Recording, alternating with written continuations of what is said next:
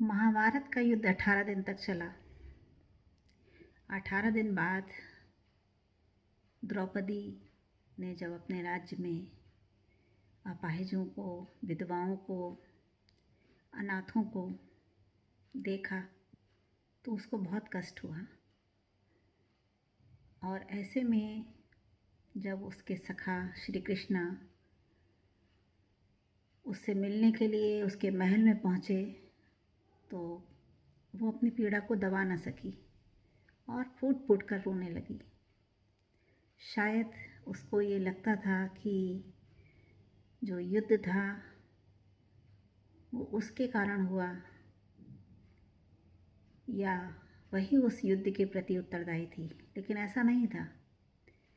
उस युद्ध के पीछे अनेक तर्क थे, अनेक लोगों के कर्म थे, अनेक लोगों के कुछ ऐसे प्रारब्ध थे जो युद्ध के रूप में सामने आए और उसके घातक परिणाम भी हुए। कहने का तात्पर्य यह है कि परिवेश जो भी उस समय की स्थिति से जुड़ा हुआ था, उस संपूर्ण परिवेश को उस कष्ट का कारक बनना पड़ा और यही जो कष्ट था वो द्रौपदी को साल रहा था, परेशान कर रहा था। कृष्ण चूँकि सखा थे, उसकी मना स्थिति को समझ गया और उन्होंने उसको बताया, पूछा भी और कहा भी, बताया भी, समझाया भी कि क्या तुम इस चीज़ को मानते हो कि तुम ही इसके पीछे उत्तरदायी हो? नहीं, ये नियति तो होनी ही थी।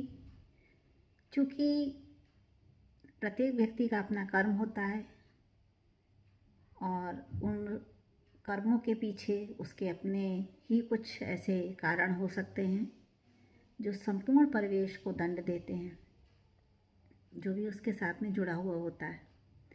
तो कहीं ना कहीं द्रौपदी हाँ थी उत्तरदायी, जिसमें उन्होंने बताया भी कि द्रौपदी ने यदि स्वयंवर के समय में कर्ण को जाति सूचक शब्दों से अपमानित ना करते हुए वहाँ से जाने का फैसला ना दिया होता, कुंती के द्वारा 5 पतियों की आज्ञा को स्वीकार न किया होता, उसी समय उनकी आज्ञा की अवहेलना की होती, अपने महल में दुर्योधन का अपमान न किया होता और उसका चीरहरण ना हुआ होता। स्थितियाँ उस समय जो भी थीं, लेकिन आज ये सारी स्थितियाँ ना होती।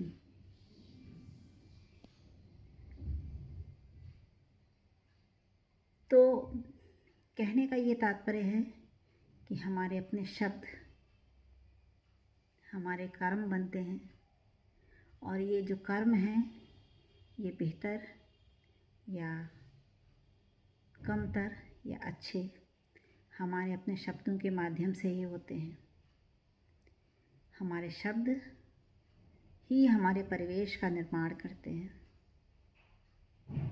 और उन शब्दों का जो परिणाम है केवल हम ही नहीं भोगते हैं, हमारे आसपास के लोग भी भोगते हैं।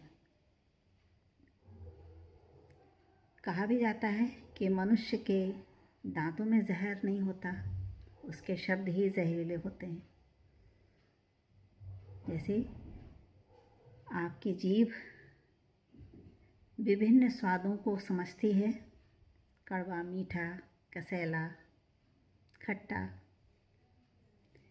तीखा, वैसे ही आपके जिह्वा से निकले हुए शब्द भी विभिन्न शब्दों के प्रहार से लोगों को घायल करते हैं और शब्दों की मार किसी शस्त्र के प्रहार से कहीं ज़्यादा होती है और जीवंत पर्यंत चोट देती रहती है। इसलिए बोलने से पहले अपने मन में शब्दों को तोलिए, परिवेश को देखिए, स्थिति को समझिए, उसके बाद ही शब्दों को बोलिए। याद रखेंगे ना? राधे राधे।